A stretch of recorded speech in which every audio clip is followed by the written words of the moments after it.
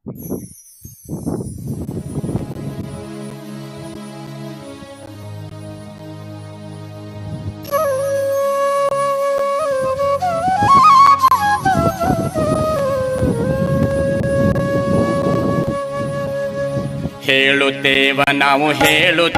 ನಾವು ಆದಿಶಕ್ತಿ ಕಥೆಯ.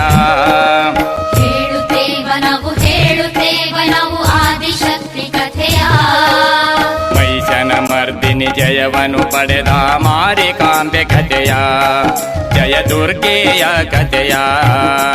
ಹೇಳುತ್ತೇವ ನಾವು ಆದಿಶಕ್ತಿ ಕಥೆಯ, ಆದಿಶಕ್ತಿ ಕಥೆಯ.